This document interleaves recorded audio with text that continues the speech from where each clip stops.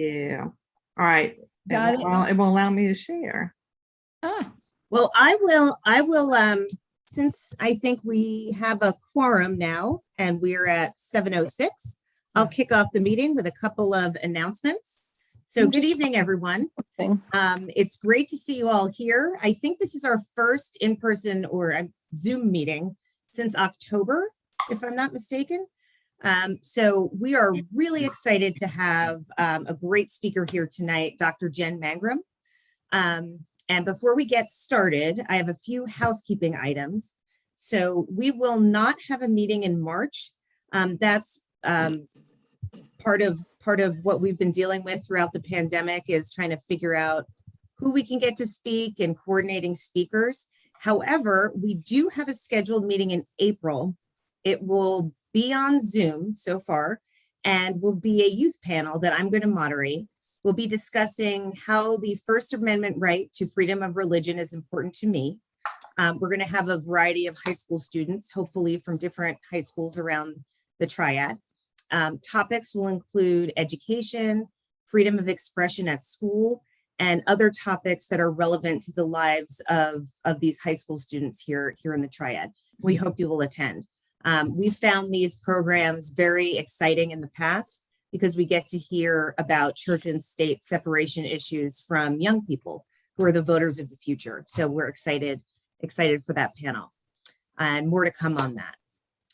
Over the past few months as well, AU National has been stepping up their advocacy efforts and their branding efforts on a variety of fronts. You'll see some new logos coming out for our chapter and for the national organization.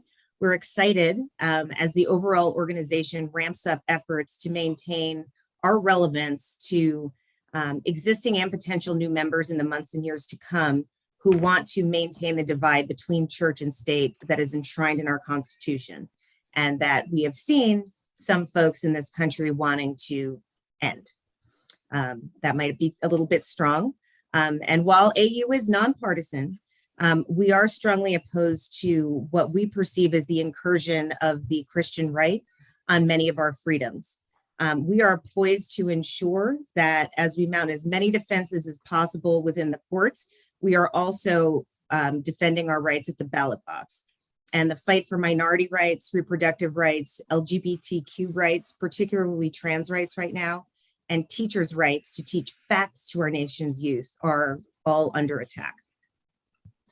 And that is why we're extremely excited tonight to welcome our guest speaker, Dr. Jen Mangrum. We are fortunate to have her here to discuss the future of public education in North Carolina. And I'm going to talk a bit about Jen and why she is so highly qualified to speak on this subject. She is a native of Eastern North Carolina, and her father was a retired sergeant turned teacher who taught at a school highly impacted by poverty, with predominantly Black and brown children. He taught Jen about the inequities within public schools, and her mother taught kindergarten and twice had to fight in the courts for the rights of students with disabilities. Because of their influence, she developed a passion for teaching and social justice at a very early age.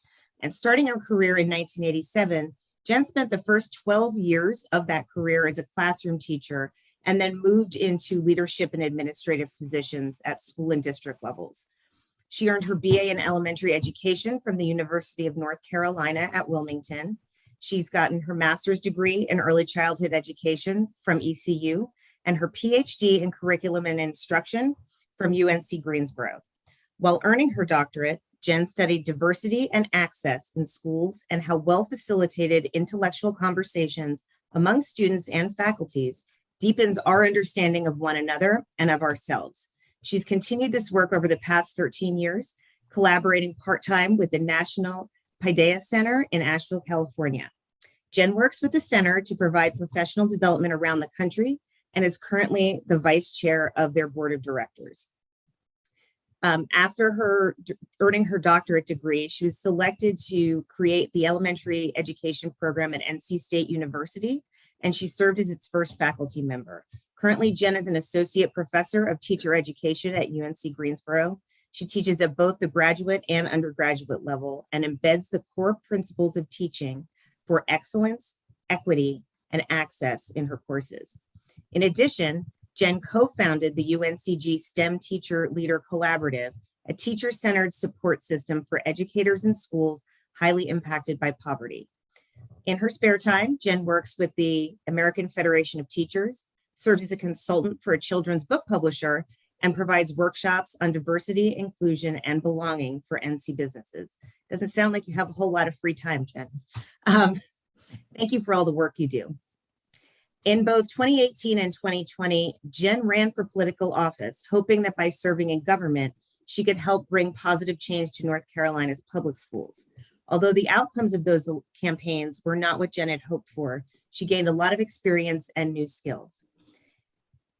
Much to my personal chagrin, in 2020, her victorious opponent, Catherine Truitt, won and has a very different stance on education from Jen. Watching what is happening from the sidelines has only deepened her resolve to fight for North Carolina's public schools and fight for the heart of democracy. Thank you so much. Jen, take it away. Thank you. All that's to say that I am a teacher. I love teachers. And we have a lot to do in North Carolina. Florida does too, though, I know. My sister's a teacher in Florida, so we've got all our bases covered, Truman. Thank you guys for having me. I'm excited to be here.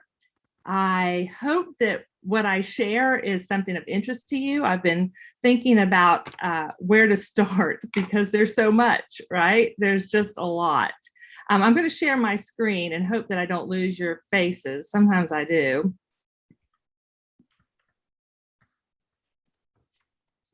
Oh, I didn't. Great. And you can see my slide.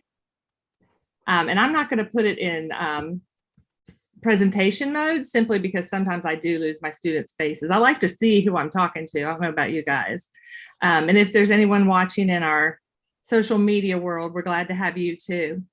So when I thought about what to talk about, it helped because Charlie or someone wrote a nice little blog or a brochure to what am I trying to say, to advertise this moment. And it said the future of public education in North Carolina.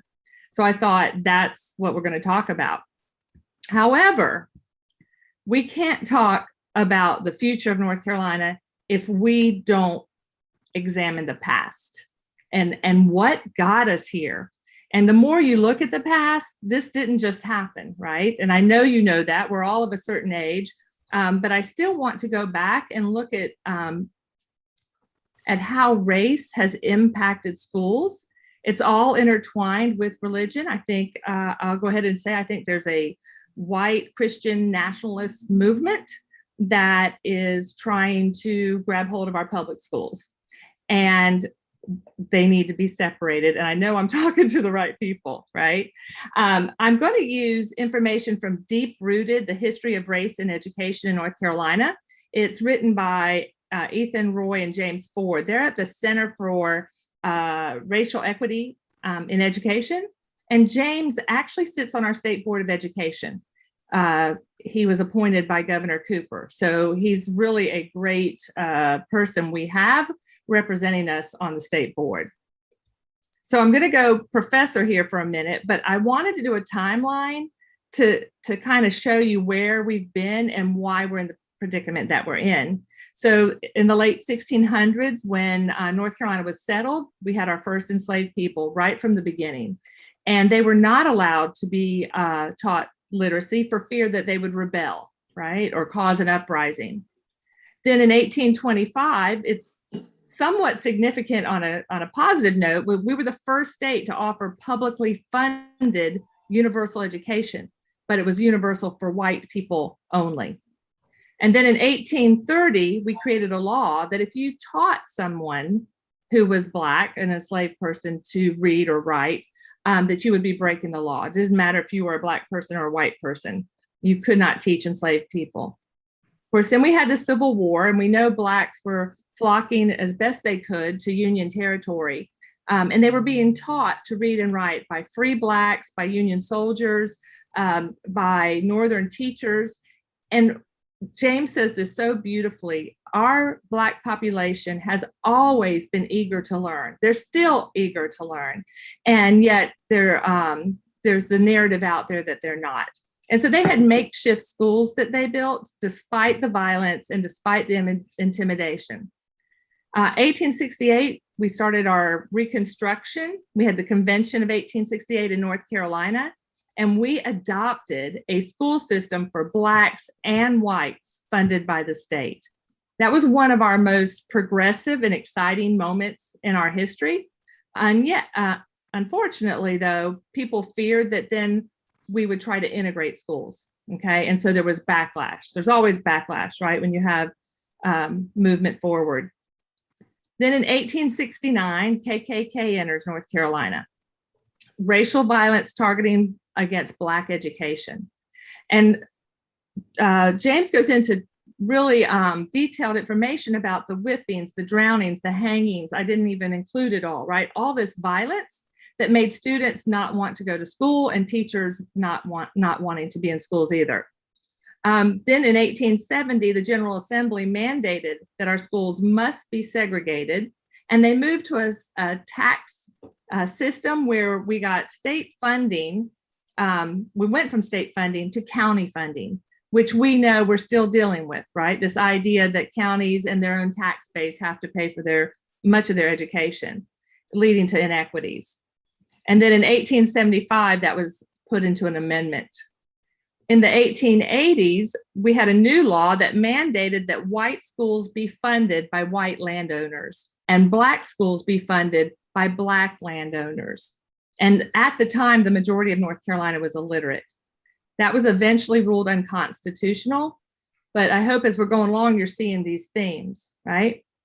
In 1900, our Governor Charles Aycock was committed to white supremacy, which you probably know.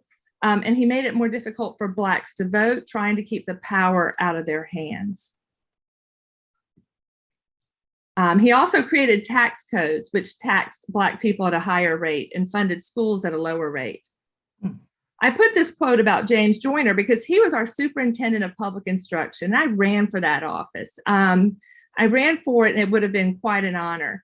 And to think that he said this in the early 1900s, but in most places, it does not take more than 1/4 as much to run the Negro schools as it does to run the white schools for about the same number of children.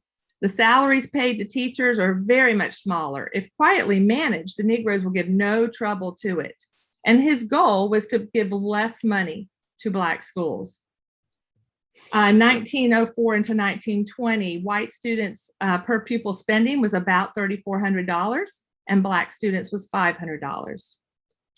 You probably know about Rosenwald schools in the 1930s, but philanthropists from the North were building schools in the South for Black communities. They had to put in half of the money and the philanthropists put in the others. These are amazing schools, some of them still standing. In Charlotte, I did a political event at one that's now a youth center, but most of them are gone by now. But they were really highly regarded in Black communities. So I'm pretty sure we all know, and we're all around for the Brown versus the Board of Education, right, in 1954. White people in the South resisted that order. One of the things that I recently learned about was the Southern Manifesto, which was a document signed by the Southern states saying that we will not integrate our schools. And we had in North Carolina, all our representatives signed it except for 2. I don't know their names off the top of my head, but the 2 that didn't sign it were not reelected in the following election. So North Carolina has this history of not wanting to integrate. This was the time of the first voucher program. So this idea of school choice started when white Southerners were told that their schools were going to be integrated. Governor Hodges continued to resist the desegregation. They had the Pearsall plan and the committee. In 1957, we only had 3 school districts that had somewhat of desegregation. That was Greensboro, Winston-Salem, and Charlotte.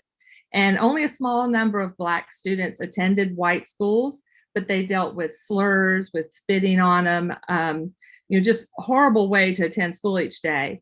And so the Charlotte NAACP started this idea of, well, I'm not sure we want integration. because what's it going to do to our Black schools and our Black communities?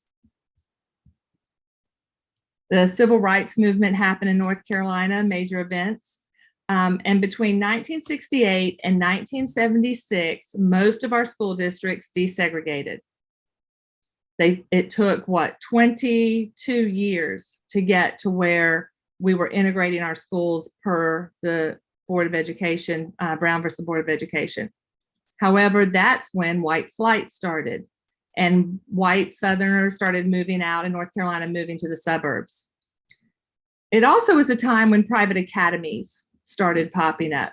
In 1970, there were more than 230 new private academies because they knew integration was coming. And most of them enrolled only white people, only white children.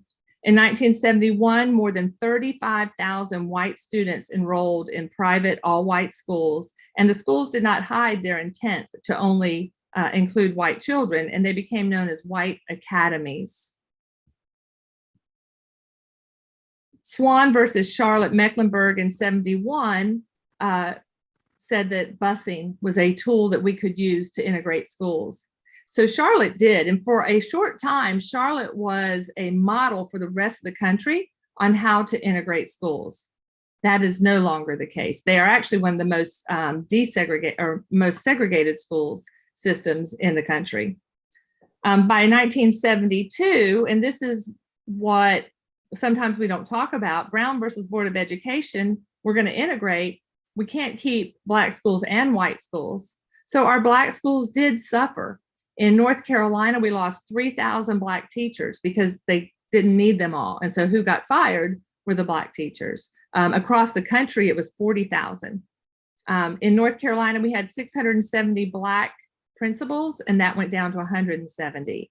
So the NAACP in Charlotte was correct. Their schools were being dismantled and their teachers were not being rehired. And they had great pride in their schools. Then we have another moment of progression, and that was Governor Holhauser, who proposed plans to expand kindergarten, reduce class size, renovate buildings, put $300 million into new construction and benefits for teachers and administrators. Also in 75, our reading program provided teaching assistants in grades K through 3. And we were looked at from around the country, right, as a progressive state. We were moving forward in education that was equitable and serving all our children. The Milliken-Bradley decision said that you could not desegregate across district lines, which caused more of this urban city versus county situations. You probably know, I know Greensboro went from Guilford County to Greensboro and Guilford County, right? A lot of places started separating. 1975, white flight shifted our racial demographics. So Blacks were in the cities, whites were in the counties, and the court decisions to allow these resegregation events to happen gained more momentum and have ever since. 1997 is when the Capiccioni versus Charlotte Mecklenburg did away with the busing. They overturned the busing decision. And so that is no longer happening. 1997, Leandro case that I know you're well aware of, that said not every district has the same resources. And so not every district can give their students the same quality of education. The courts ruled in our favor. It's been going on ever since 1997. Currently, the Judge Lee, I believe in December, asked for $1.7 billion to immediately be given to the schools by the General Assembly, and they are saying that the courts don't have the power to require anything of the legislative branch. So we're still in this, the court has ruled and we still aren't seeing the benefits of that ruling. Then we took the cap off of charter schools, okay? And that they don't have the same civil rights standards, meaning they don't have to provide lunch. They don't have to provide transportation. They can tell children they don't want them in their schools. And this has exasperated segregation, according to Helen, I believe it's Helen Cook at Duke. Charter schools, not all of them are this way, but the majority of them are more likely segregated than integrated. In 2013, North Carolina created our voucher system that we called opportunity scholarships, right? So $4,200 per student to attend any private school of their choice.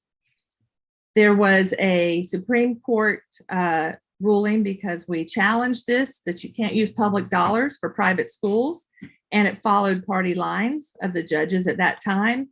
And they ruled that vouchers were constitutional. And so our General Assembly immediately expanded the program. Last year, they after we got a budget, they have expanded it again. So now vouchers are worth $5,900 per student. Instead of your family needing to make $70,000 or less to be eligible, you now can make up to $85,000 or less. And the vouchers will cost us $3 billion over the next 15 years. So for me, vouchers are the poster for combining church and state. Yep. These private schools are popping up everywhere. And a private school can be 4 people in your fellowship hall, right? And so we are losing the funds up to $3 billion over 15 years that would go to public schools to go to these private schools. There's no evidence that private schools are better in terms of academics or religious schools than our traditional public schools. They don't have to show us how they're spending the money because they're private, even though they're getting state funds. There's no required academic standards, and the teachers don't even have to be licensed.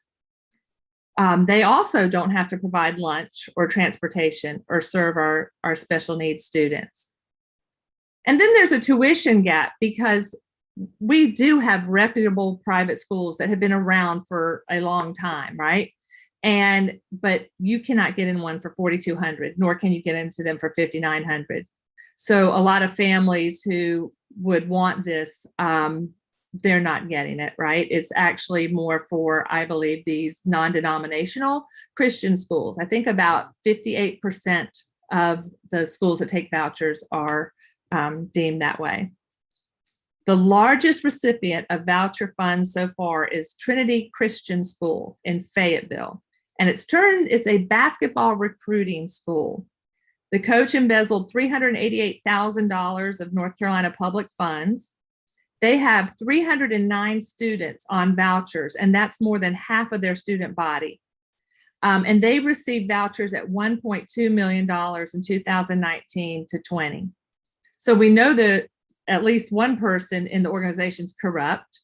We don't know what kind of academics the students are being held to.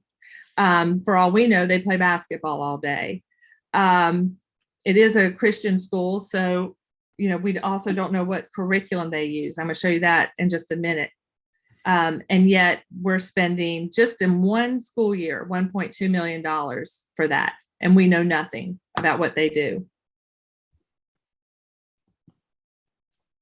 So why? Our history has shown that it has always been next to impossible for someone of color to become literate. And who is keeping them from being literate are the whites, right? It's the will of the white people to not integrate our schools and to keep them segregated. So why the voucher system? Well, if we can starve public schools, right, and we can demoralize educators, parents are going to look for somewhere else. Teachers are going to look for somewhere else. And they are in large numbers.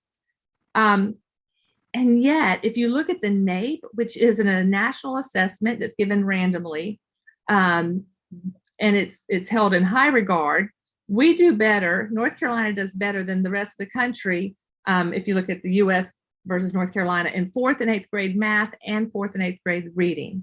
And 76% of parents like the school that their child's at.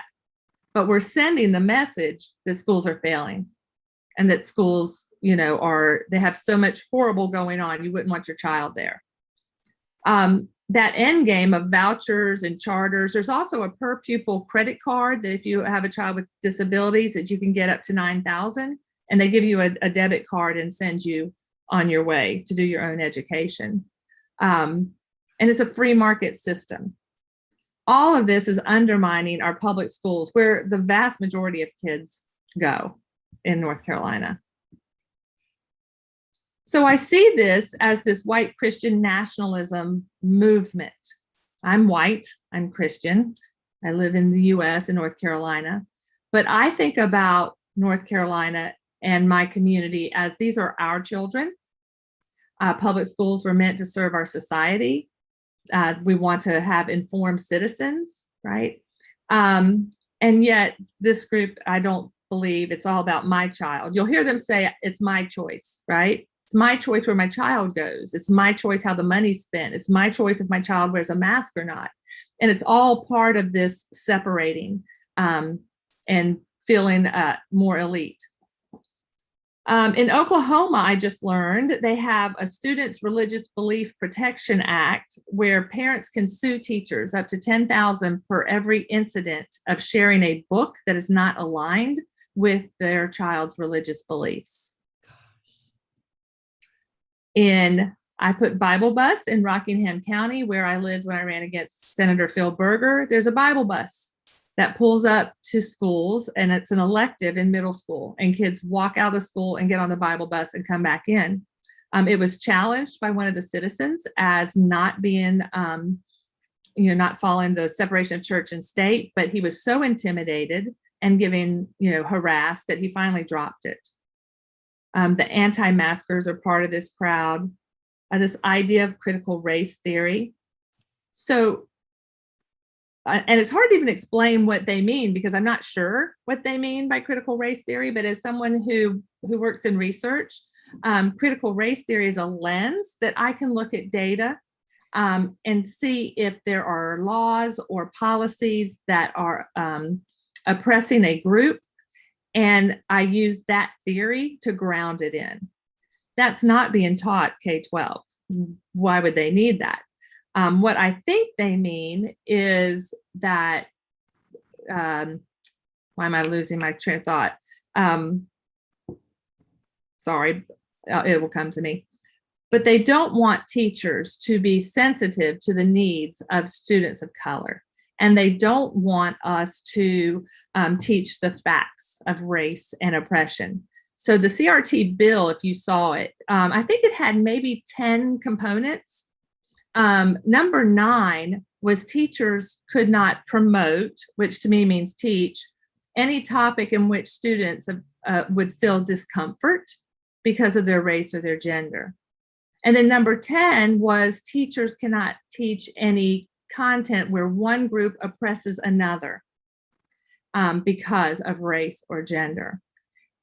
How are you going to teach the Holocaust if you cannot teach about oppression? How are we going to teach about the Civil War, et cetera?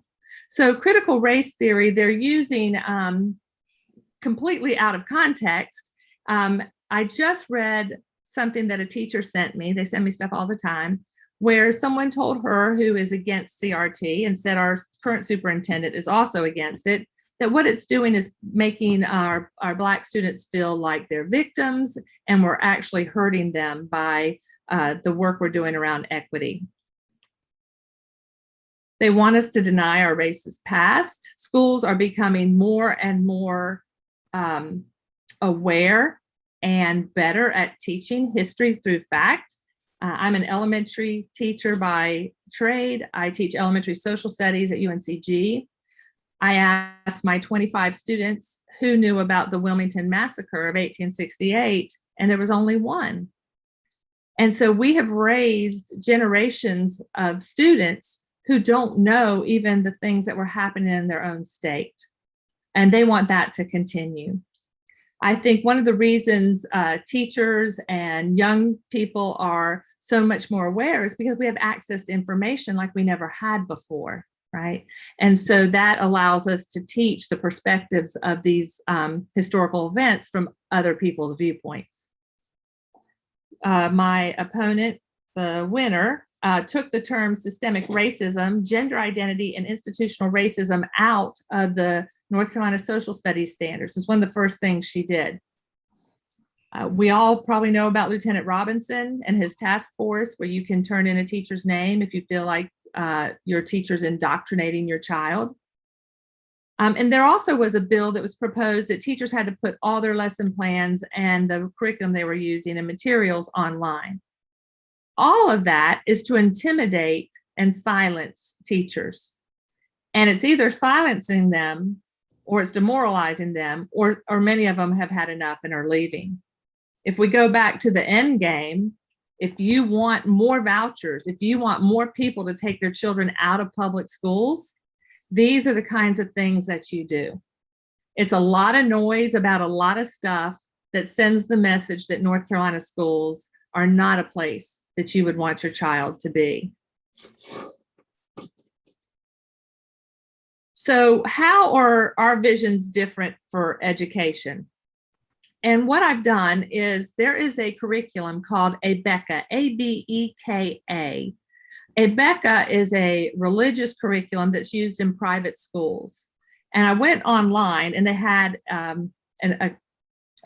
short video of a teacher teaching ABECA.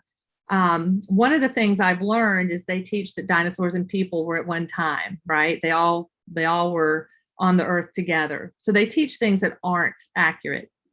I couldn't find a video like that, but I found a video that I think will show you the kind of style and the way they want children to think. And then I want to show you a short video of my vision and how I want our children, all our children, to be taught. So I'm going to have to put it in slide presentation mode to do this. Oh, I just see in the chats. I'm going to have to read those. All right, so I've got the current slide.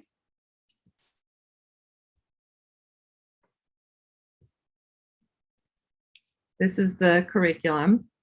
Well, where's my, oh yeah, I got to choose it again. Sorry, let's do third grade science, because I knew that would just be really interesting to y'all. And you'll have to make sure you hear it once it starts. Welcome to Science. We're going to start by taking a look at the order of our planets and saying them in order, starting with Mercury. Ready? Begin. Mercury, Venus, Earth, Mars, Jupiter, Saturn, Uranus, Neptune. Good. Just rows 1, 2, 3, and students watching, everyone may remain seated, but just that group. Say it with me, starting with Mercury. Ready? Begin. Mercury, Venus, Earth, Mars, Jupiter, Saturn, Uranus, Neptune. Well done. Rows 4 and 5 only remain seated. Together begin. Mercury, Venus, Earth, Mars, Jupiter, Saturn, Uranus, Neptune. There you go. Now we're going to continue going through several of the terms and facts we've learned about from previous lessons. Students watching, be ready to give me fast, accurate answers. Scorekeepers, as we go through our review, we're going to have a competition between the girls and the boys. Jackson, scorekeeper for the boys at number 1, Cadence for the girls at number 2. First girl and boy, Madison and Jimmy. Tell me the answer to the question that I asked. Students watching, you be ready to call out those answers quickly as well. Tell me the star at the center of our solar system. Boys, we're here faster. Jacob and Adriana, a planet's full orbit around the sun takes about? Year. Tie, both teams a point. Aiden and Emily. What is the closest star to the Earth? Sun. Girls, next 2. A large heavenly body that orbits a star is a? Students watching? Asteroid. Anyone? Carson? Moon. Carly? Planet. Planet is correct. Now today we're going to travel again into space. Now we've talked about how wonderful it would be as an imaginary thing to be able to travel and explore the solar system that God has given us, but there are people that actually do that. These astronauts actually get to leave Earth and travel in some of outer space. We're going to take a look at how they travel and are able to do so. Let's take a look at some words to watch for as we begin reading. Anna, read the first word for us. Spacecraft. Good. And our next phrase, Carly. Space station. Yes. And Caden. Tether. Yes. And our last phrase, Josh. Space probe. Yes, we're going to find out what is a space station, what is a space probe, what are these things useful for as we continue traveling and reading about those who travel into outer space. So open to page 155, page 155. We're going to start with the terms to remember on the middle of this page, and then we'll jump into reading about space science. Cadence, Jackson, Madison, Jimmy, come start us off. Cadence, begin by reading those terms to remember. Terms to remember. Space station, a spacecraft where scientists can live and work while orbiting Earth. Space probe, an unmanned spacecraft such as rover or lander that collects pictures and data in space. Tether, a type of rope that keeps an astronaut from floating into space. Space science. Many astronauts have traveled into space to learn more about what is beyond our Earth. Some astronauts pilot or command the crew of a spacecraft, while others are scientists, researchers. Some astronauts have been able to live and work in a space station as it orbits Earth. Excellent smoothness as you read, Cadence. So let's talk about some of the things that Cadence read for us. Well, an astronaut is someone who's able to travel into outer space. Some of the things that they can go do are located in a space station. That space station orbits or goes around the Earth. And Okay, that's our $5,900 at work. I'm going to go ahead and show you the other video, and then I want your comments, what you think. This video, a colleague and I who started the STEM TLC, we recognize that a lot of students in high poverty schools were not getting quality education. And this is a school, is a Title I school in Guilford County, predominantly Black and brown children. They sit in rows a lot. They do kind of what she did a lot more than I'd like to see them do. And so we took it upon ourselves to try and help teachers figure out how to be more engaging. And so we used a curriculum from Boston Museum of Science called EIE. And it starts with students read a story, and then they want to solve the problem that's in the story. So these are real kids from Greensboro. And of course, mine's going to go by way fast.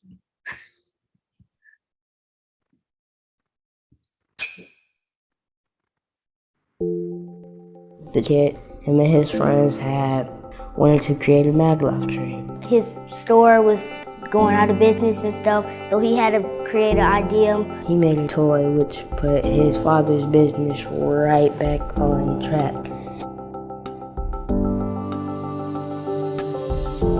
Think of engineering as a gateway to empower students' STEM identities. Connecting science and engineering to altruistic or environmental issues makes the science and engineering more compelling to students, especially those from underrepresented groups. Kids identify with those characters, and that's what makes it so important to them. That's part of their identity. They want to solve these problems for these kids around the world. So follow it, don't you see? It's positive versus negative side. Yes. But look, see, it pushes that. It may look like they're just playing with materials. What they're actually doing is engaging in robust systems thinking. You see students arguing productively about which materials to use. They're not just looking at one criteria. They have to look at multiple criteria in order to have a successful design. That kind of productive discourse is pretty rare in classrooms. First thing we had to do was find what were good insulators and what were good conductors. So some of us would try to see other ideas, and then there was these tasks that we had made together as a group to see which one would work better and which one wouldn't. We would make this list, and me and my partner had to decide what should go first. The mistakes that we made, that our group made and the other kids made, it really did help us. We actually had 2 mistakes because we didn't have enough mortar and our wall was kind of long, not tall. Sometimes some of my friends, they like to goof around, but this time they actually got something done. It means they added a lot of work in it and they worked really hard. Well, certain people in my team, they gave up, but Like all of our teammates had collaborated together to get that person back on track. What's been exciting to watch is that these classrooms promote a collective empowerment. Like, we're in this together. We can do this together. As they work in groups, it's not an individual success, it's a collective success. When students are successful with challenging engineering design tasks that demand serious disciplinary practices, they begin to see themselves as STEM imaginative and STEM capable. When I first tried, our Play-Doh was low quality and it was very, very goofy. Decide to do a new one, it might not come out as how the video was yesterday. Because you're going to add more what this time? You're adding more flour, so you don't think it'll be as liquidy. We're trying to see what is the best materials to use so your pot can get heated. The first day we did it, we checked it out and see how our tools worked. And then the second day we came and we tried to improve on it. The first time we didn't plan anything, we just started working. And then the second time, my plan was that we were going to first get the oven, put plastic on the top, put the paper around the box this time. One of the big surprises was that there was one student in our class. She is very quiet. When we started working, she was talking and we had came up with all these ideas. One of the things that I learned about working with my group permanently was that many people are different. Like some people can be smarter than how they act or with some things that they do. But they were all helpful in some part of the way. I learned more if we're in groups because if I get a question wrong, I don't want to know if I got it right or wrong. I just need something like to clarify it. In this environment, with these tools in this space, they had opportunity to speak. Kids gave them the opportunity to speak, and kids start recognizing in each other strengths that they didn't know they had, and they start listening to one another. Well, I contributed with my ideas and like everyone else did, and I actually like giving my input on things. I would consider myself an engineer because now I'm planning and imagining and asking myself questions and asking other questions before I do so. At first I didn't think I could be an engineer, but then I finally decided that I wanted to be an engineer and make stuff and like help the poor people. What happened to being a princess? You're not gonna be a princess? I am still. I'll be a princess engineer.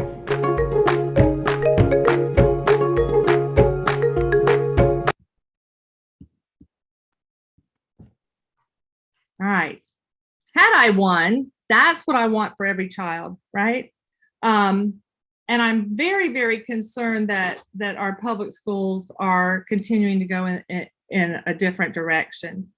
Before I get to what we can do, what are your thoughts when you see the two programs? I mean, one's basically a homeschool or a Christian curriculum, and then my vision, how I would like to see schools proceed. And you could just shout out. Well, the first one, I was drawn to some of the details because the teacher was not exactly engaging with the students, and it was a group of, she could have been a robot, and I'm assuming she might have had some kids online, and the kids in the classroom, they were just it was automatons, it was robots, it was learn these facts, get them out. What I was drawn to was the fact that the replica of the solar system was clearly not to scale. The Earth was very large and nearly in the middle. It wasn't, to give them credit, it was not the largest planet, but I bet they would have done that if they could have. The mentions of God's creation. Not every kid in school believes in God, and that's okay. And that's, that's putting idealism on them, but the calling them out and making them get up in front of the room to read on a microphone, just not every kid is going to be comfortable doing that. And it's treating every kid the same. The second option allowed children to explore different things, to be comfortable with being wrong, which is a huge problem that I see in my workplace today. That's something we have to train out of people in order to make them successful in business, because we're all going to make mistakes. We're all going to be wrong. and figuring out how to come back and do it better the next time is great. I've gone on too long. I'll let it No, that's great. Okay, how about two things come to my mind just very quickly. One was student-centered, and the other was teacher-centered.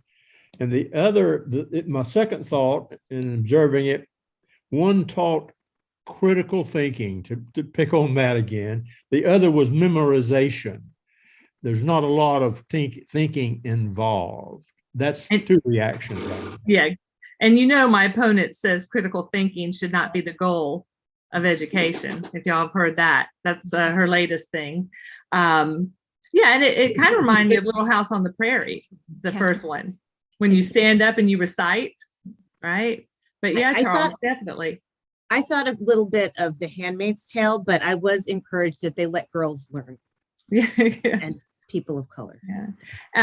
And you know, oh yeah, someone put the Stepford students.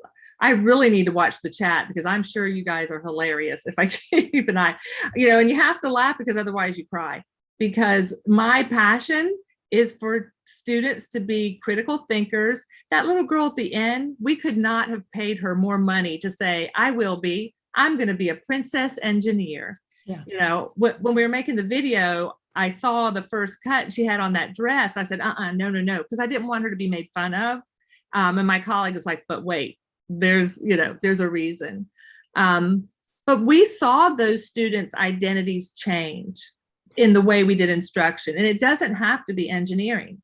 As Cheryl talked, I also work for the National Paideia Center. And that's about Socratic seminars. And I do that with elementary students. And there was a second grade class one time, and I was doing the pledge. And I said, what's the most important word in the pledge? And they would say something. This little girl had two pigtails right up here, a little black female said, God, you know, and they all said their part. And then I said, now, why did you say what you did? And she said, because God made you, and he made the ceiling, and he made that computer. And she listed all the things. Later, I said, what if the word God was not in the pledge? What would you think? And there were lots of conversation, but one little boy from India whose feet did not touch the ground. I remember that. You remember silly things, but you know, his feet were waving. He was just so cute. But he said, you know, I don't believe the same thing that everyone does about God or religion. Now he's in second grade. And he said, but I love my country. And I would say the pledge anyway, or something like that. Well, the little girl with the pigtails, this is when teaching, when you can't love it anymore, goes, I changed my mind. And I said, about what? Maybe God isn't the most important word. And these were second graders, right? That's critical thinking. And I tell the kids that's thinking. Whenever you change your mind, you're thinking. And so I'm very concerned that we're going to this robotic, Cheryl, kind of method of instruction that is memorization. You've probably heard of the science of reading, which I believe is a Republican agenda. I really do. I think it's back like hooked on phonics back in the day, right? They're making something that's not a thing. It shouldn't be a thing that we're spending $35 million on because we want kids to memorize. So how do we get out of where we are? I think we need to encourage people to stop thinking about just their child. And I don't know how to do that, but we need to push people to think about all our children. I mean, this is our society. These are our kids. I'm really proud of those kids working in engineering, right? And I'm going to feel comfortable that when one of them's in the General Assembly and he says, well, I don't want to know if it's right or wrong. I just want something clarified. You know, I'm like, yes, that's what I want. Groups like yours must educate neighbors, friends, colleagues, everyone. You guys know Senator Kay Hagan, her husband Chip Hagan. I was doing a political speech and I explained charters and vouchers, and he didn't know the difference. And he's a bright man, right, who reads a lot. He goes, but I didn't know. And I just don't think that everyone understands. Plus, you know, they name everything these wonderful names. How can you be against opportunity scholarship, right? But we need to educate. I'm working really hard to flip the school board in New Hanover County. It's not pro public education, and the teachers there have a lot going on, but I think everyone needs to be working on their school boards, because that is where they're making the most change. In Rockingham County, they're trying to put prayer in school. That's the same place with the Bible bus, right? They actually gave back a check to a foundation for equity training. They said, we don't need it. We love all our kids. So we need to really get control of these school boards. You know, volunteer, donate, engage. I know I'm talking to the choir, especially when I see Anne, but these next two campaigns, the 22 and 24, again, are super important. As I'm trying to decide, do I get back in it? The people who should know, the people that keep up with this, are saying it's going to be a red stream again in both 22 and 24. I wanted to tell you about Pastors for North Carolina's Children, and you should invite them to your group. Suzanne Miller is a Moravian minister who started it here in North Carolina, but she worked with me on a testing reform event we held. And Diane Ravitch told us about Pastors for Texas. And what happened was a bunch of pastors said, you know, we are white Christian pastors, but we don't agree with this movement.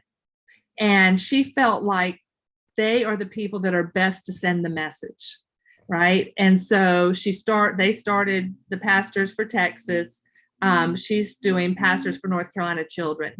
And she preaches on Sundays at different churches about the public schools, about Leandro, about supporting education. I also think you should follow Public Schools First NC if you don't, because that organization, I'm also on their board, but they just give you the facts. And I think a lot of people just want the facts, and you can go there to get what's being proposed. We need to organize. Obviously, you're a group that is passionate and you are organized. Right now, I'm working with the American Federation of Teachers. President Randy Weingarten is one of my heroes for sure. And I put associate membership if you're interested, because anyone can join. Anyone can also be associate member for NCAE. But I'm trying to organize a group in Rockingham County. I'm trying to organize a group in New Hanover, and I'm trying to organize in New Bern. Because those are three districts where teachers said, you know, this is happening, and they list all these horrible things. And I'm like, teachers, no one's going to solve this for us, right? We have to start empowering ourselves. And groups like yours is one way to do that. So what questions do you have? I know I've taken a lot of time. I just want to say that I felt like it's important that we understand that this is nothing new. This is literally who we've been since the 1600s. And at some point we have a shining moment, but then we take two steps back. And I am more concerned than ever in our history about inequality in our schools and the inequity that we see. Well, I have something of a comment, I guess, but it seems like with, I don't know what percent, but too big a percent of I'm more important than anybody else. And me, my kids, I can decide. And I don't know how we change it to be more collaborative, that it's about the importance of America's kids, North Carolina kids, than what I want for my child in such a selfish kind of way. And coming up with all these crazy things, from the banning of books to the critical thinking theories and all these things, hindrances and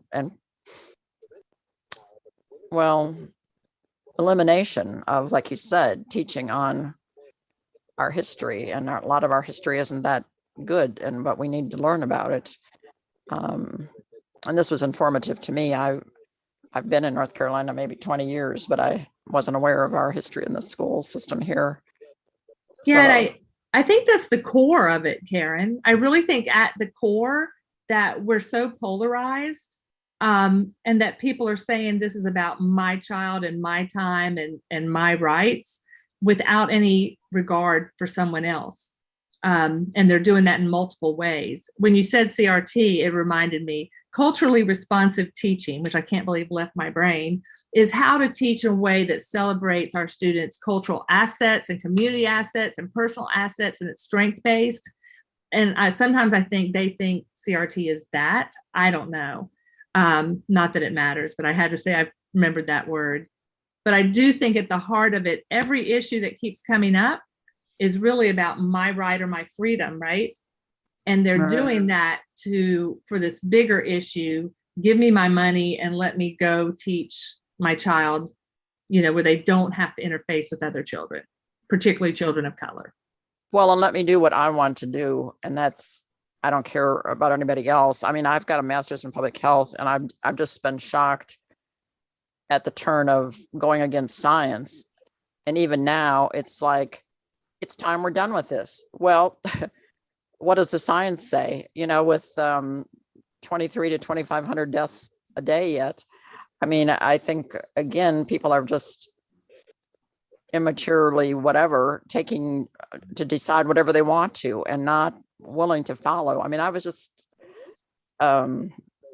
shocked to think that we wouldn't, in my lifetime, have people that would go along with public health thinking, to protect and be protective of our people in this country, so that's just been shocking to me. But again, it's that mentality of, I don't like that, so I'm not going to do it.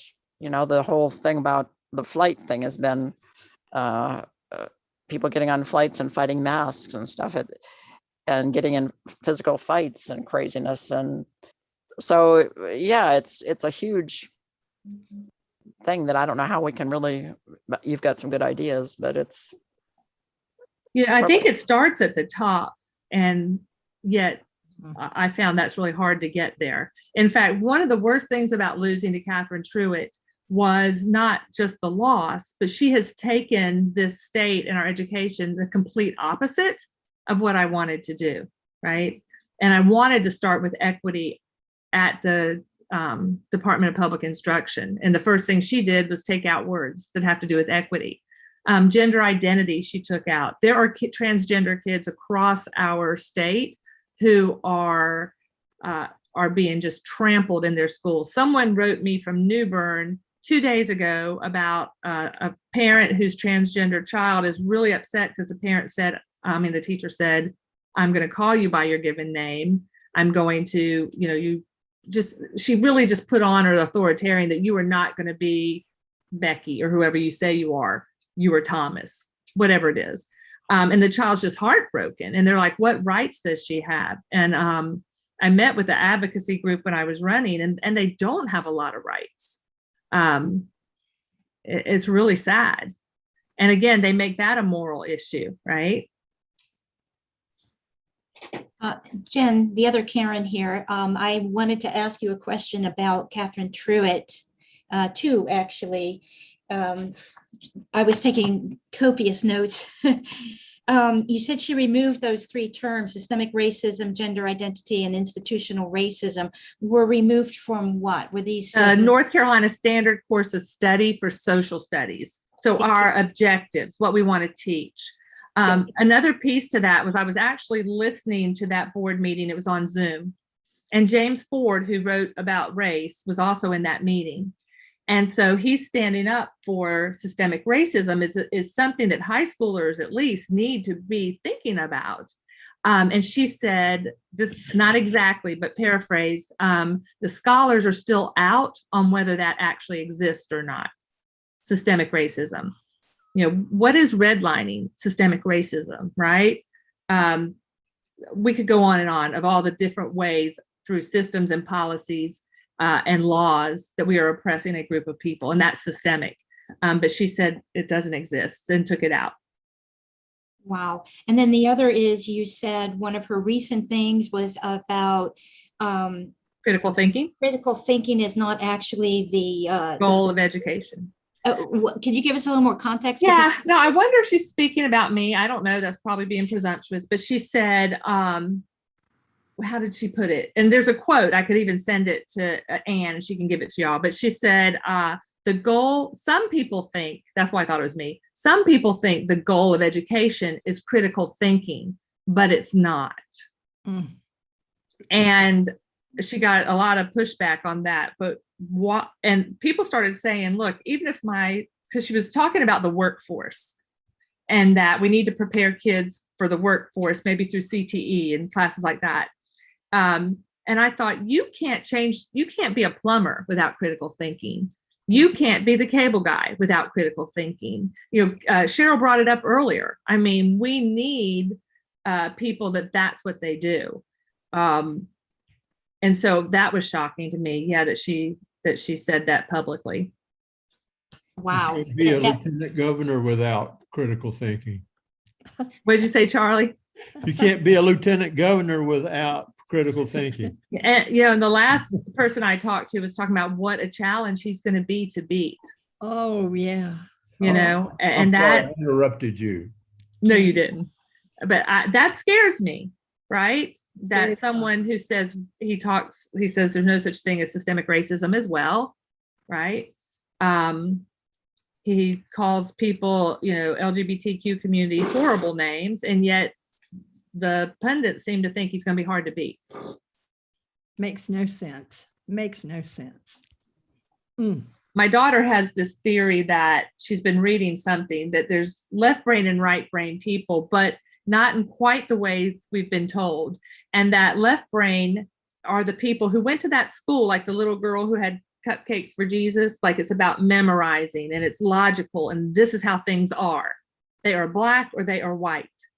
And then you have the right brain that see gray and are not, have different ideas and opinions. And when you have people that think so differently, how do you get them together? How can you make someone who's so analytical and left brain and thinks there's right and wrong, how do you get them to think about things in different ways? I thought that was an interesting thing to think about. But that was critical thinking, so I shouldn't have done it. I'm sorry. I got carried away. You did accomplish that in the second classroom. And I guess one of the things I thought was amazing about that classroom was the fact that the students themselves recognized that other students that maybe they thought were just quiet and didn't say anything had wonderful skills and wonderful information to contribute to the group. So in that group experience that they had together, they learned to appreciate one another and one another's differences. Yes. Which is what that whole mode of education is about. So the other one, it kind of made me laugh because I thought about what I'd read about the madrasas and the students that just all that's taught there is the Quran, and they just sit and memorize sections from the Quran. So at the end of education, they could probably quote to you anything in the Quran, but what have they learned about life, about each other, about women and getting along with them? They haven't learned anything. Right. And yet here is this Christian group that would be so opposed to Sharia law, and yet that's the mode they're following. I'm so glad that you noticed those things. And the little girl he was talking about was Hispanic. She was English language learner. So she normally didn't even speak up, but he noticed in this environment, and it's because the kids were inviting. I learned so much about the children watching this. There was one time when they had to pick what would clean up an oil spill the best. They had 10 different materials, and pantyhose actually worked the best. But pantyhose cost like $1 million in this little scenario. And this one little child, he was a black male. There were 2 females, white and a white male, and they had to decide together. And he finally got fed up, put his head down, put his coat over his head, just kind of disappeared. So I went over there. And when you get to talking to him, it's because in his world, you don't spend that kind of money on something. We can use the Q-tip 3 times, right? And save all kinds of money. And so I thought, just what you're saying, Diana, those are the lessons that we want students engaged in, right? And the only way to do that is having them work together. And having them then they had to work that out. I'll tell you the ending, they ended up saying they got to get 4 materials. So everyone could pick one. And the little boy who was leading it, I said, well, you're not going to look at the data and decide? And he goes, look, I got to work with these people. And I went, there's a lesson, right? Their group decided, look, this is too much drama. Everyone get one. So schools can be great places, and they're great now, but we could be so much better.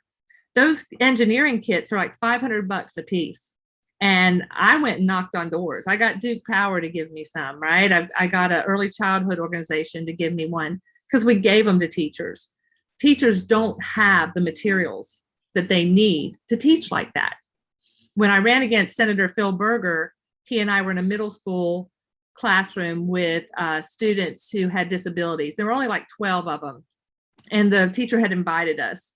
And they asked what was most important on our agenda. I said schools. He said cutting taxes. So he lived to that.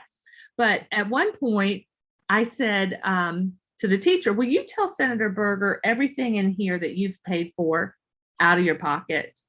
Because how often does a teacher get to speak to a senator, to the president pro tem? So she's saying, this pen, this notebook, this, and she goes, oh, no. I got this with cereal box tops. I'm like, no, you can tell Senator Berger that you're buying materials with box tops. That is not the state we should be living in. By the way, we have a $9 billion reserve just sitting there right now. $9 billion for a rainy day. And I do think Senator Berger, he's from Rockingham County. That's where they want prayer in school. That's where they have the Bible bus. When I ran against him and he was losing in a debate, and I knew he was losing at the end, he goes, I'm for, pro-life. I'm for owning your gun, raising his hand and getting them all, excited.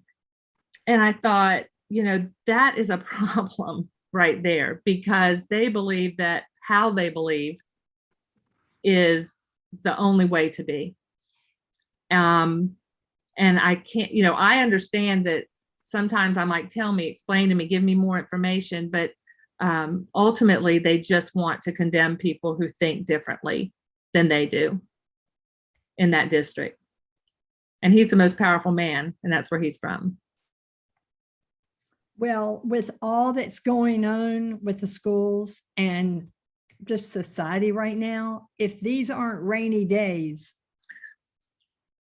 when are they coming? We're desperate. I mean, teachers are very, very desperate.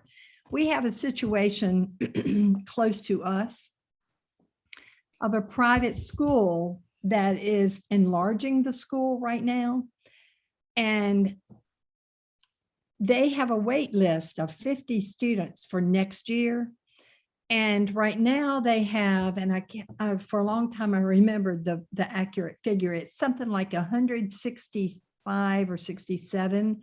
They call them opportunity scholarships. And that is what they are called. But I was in this meeting and I said, I believe those are vouchers, also called vouchers. No, they're not. They're called opportunity scholarships. And I knew better. And then I came home and looked it up. And in fact, that is what it is. But, they shy away from calling them vouchers. But here's the thing. They are enlarging and increasing the school. They have 100. The guy didn't know at the meeting how many opportunity scholarships they had. So he said, do you really want to know? And I said, I do want to know. Yes, I do. So he was to call back the next morning. He did that. It was like 100, as I said, 65 or 167. But they're going to take advantage, I know they are, of this increase from 4,200 to 89. 59.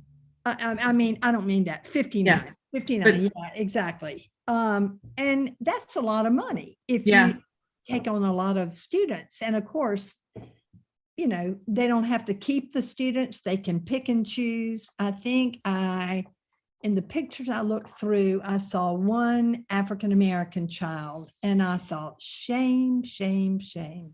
Well, and they're not being used like as much money as they're putting towards it, but that money doesn't go back to public schools. It's in that channel. Not. So exactly. This last budget, they took $500,000 for them to market the scholarships. Unreal. Because they want to use them all. It's very unreal. And again, I picture children who would be homeschooled, getting together with other children, taking this money, and we don't even know, are they getting what they need? Like, I'm worried about those children. Sure. If they're not being taught truth, if they're not being asked to critically think, if they're not interfacing with kids different from them, different cultures, different backgrounds, like the story I just told, we are creating a generation of kids that will grow up, and it's going to be even more difficult. It's pathetic. It really is. This madness has got to stop, seriously. It really does. And I do appreciate your group, because I do think this is, I'm talking about it in terms of race, but it's white Christians predominantly who don't want to engage with people of color. And they see that as, not good for their child, that they see deficits when they see children of color, right? Oh, those are the unwanted pregnancies. Or here's an example, it's minor, but it really makes me emotional. But one of my students, two student teachers, one's doing a magnet experiment, the other had him sitting, reading something and answering questions, and they planned together. And I said, well, why aren't you doing the experiment? And she said, these kids can't do that. But how often do you hear, if you're in schools, you will hear that a lot. And by these kids can't, they're making an assumption based on some kind of, implicit bias they've had that they believe now is truth. And I think the groups we're dealing with have so much bias and prejudice that they feed off each other that it's truth. And so to stay elite, to stay at the top of their game, they want competition. Those kids competing in that little class, that's what they want. They want someone to win and someone to lose. Yeah. And so I do think this idea of church and state is extremely important. Even if it's not talking about school prayer, it's talking about how our classes are made up and how they are funded, and who is getting inequities, who doesn't have what they need. And I can assure you, we all know it's going to be our children, our Black and brown children, our children in poverty, our children with special needs. Several of the things that I want to say very quickly, and I've already said enough, but the things you've said today are very frustrating, particularly around the race. That I agree with you 100%, but there's a part of the frustration is the one area in my life that I've spent as much energy as I've spent on any other issue has been race. And I don't see much of having happened in my lifetime. And I agree with what you said. No, I agree with you. I mean, that was that whole thing of the past. We haven't gotten very far. And when people say we have, I cringe, because I'm in these schools where I'm seeing the inequities. And so children of color, we white women, because 80% of teachers are white middle-class women, have less expectations of those children, have more control, want control over them, right? More authoritarian, want to limit thinking, et cetera, et cetera. And so that's why we all need equity training. We all need to be on this road together, trying to learn how to be better. Like, I don't have it all figured out, but I'm working to be better. And you're absolutely right, Charlie. It's not a lot better. Also, something to be aware of. I've been going to the school board meetings here in Greensboro to stand outside with signs that say, "Thank you for all you do. We got your back. We support you. Teach the truth. Thank you for keeping our kids safe." And so we've been gathering people every time, just because those poor school board members have to walk the gauntlet across the parking lot through the front door by a whole bunch of people yelling about CRT, let our kids breathe, et cetera, you name it. And what shocked me the most was to hear a Black woman who I now know is running for school board yelling at us saying equality, not equity. She made equity to be a bad word. A bad word, a negative. And so I was so confused. I started asking around, does anybody know what the heck that's all about? And yeah, it has to do with the DEI, the diversity, equity, and inclusion training. And they're seeing equity as communism. That you're, giving Yes. And so their idea is equality. Everybody has equality of opportunity, rather than this level the playing field. So they're turning equity into a 4-letter word. So just be aware of that. That's the next one coming down the pike. All right. All right. It's always something. Thank you for saying that for teachers, though. They need that. And if anybody in Greensboro wants to support, the next meeting is Tuesday, March 8th. And so what we do is we get out front from between 5 and 6 o'clock to be able to offer this support. And the goal right now for March 8th is to get 100 to 150 people to line the entire block.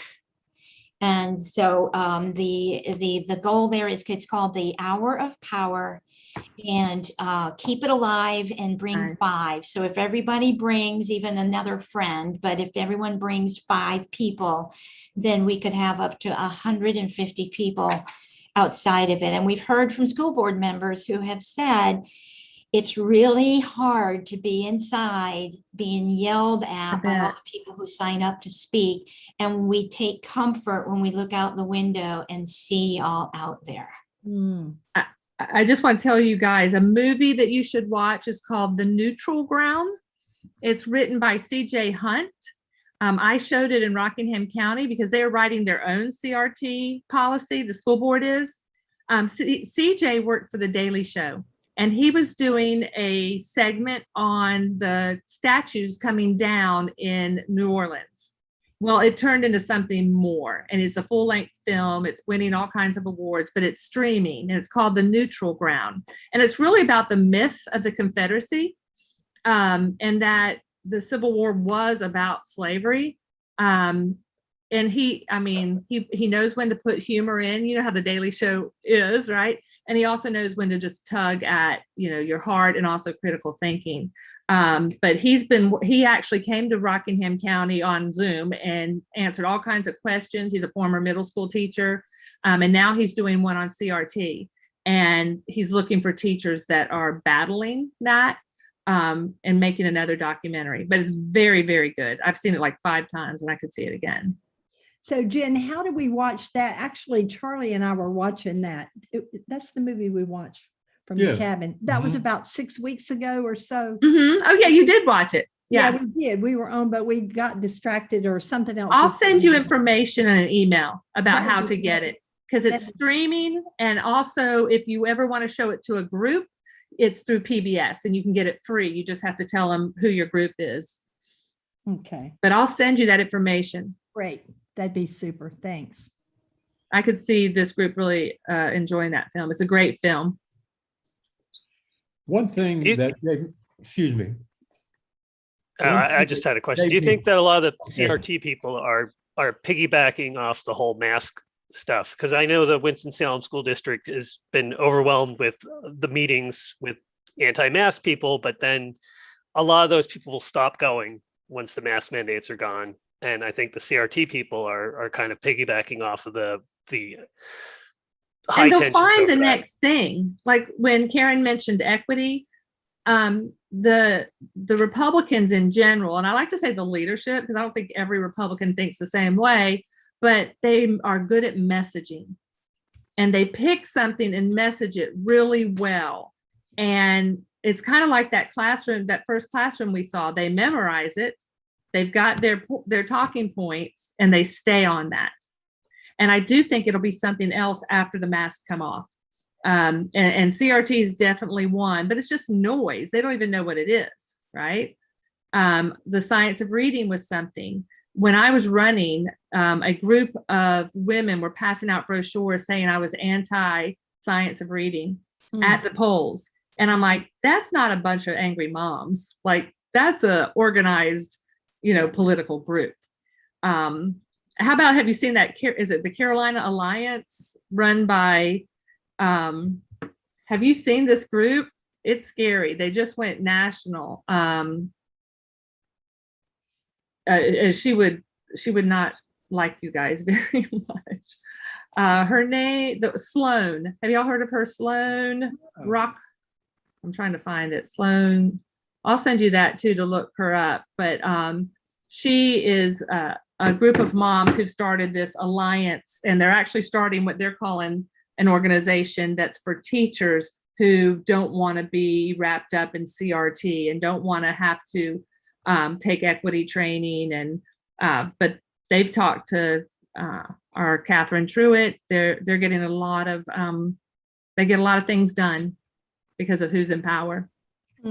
I don't think we're inviting her to one of our meetings, though. No, she, but you can watch her on. She's actually very interesting because I don't know where she's a character. I can see her on Saturday Night Live at some point if she keeps going. I just can't find her name. I have to send that to you too. And okay, I feel so sorry for the children of these people. I mean, if they sit together at mealtime, can you imagine the indoctrination of the parents to the children, talking about this stuff? It's just, it's been shocking to hear how parents talk to the school board. It's the most disrespectful. I just shudder. I cringe. I had dinner with a colleague. He's a African-American male, and he prays before lunch. And so I immediately started praying with him. And when we were finished, we're enjoying our meal, and a woman comes running over and wants to thank us for praying before lunch, and that we are doing something people should be doing. And I was the most uncomfortable I've ever been. But I thought that these people are pushing whatever they believe is right and good on everyone. And I think there were a lot of racial tones when she came over too. And there was a lot to it, but I thought, where in the world am I that people will come up to you at a meal? Basically, she wanted to pat us on the back and go, you're doing the right thing. You're a good person. Those people aren't, kind of thing. Yeah. And we're just kind of like, okay. I was joining him. Oh, what a mess. Well, it's been a good night. I appreciate y'all having me. Oh, you did a wonderful job. Wonderful. Yes. Well, you're a great group. I can see the parking lot conversation is probably really good, except y'all don't get to actually leave and go to the parking lot. I bet those are really good. The time will come. Not yet. We're waiting until it's safe, and we do not want anyone becoming ill at our meetings, and we want to make sure everybody's healthy and safe. Yeah. Well, and there's no telling what's going to be cut out of what I said and clipped and shown, but that's all right. I stand by it all, and I appreciate you guys having me. And I have to come back as a listener next time. The pleasure is all ours. Thank you. All right, I'm going to scoot.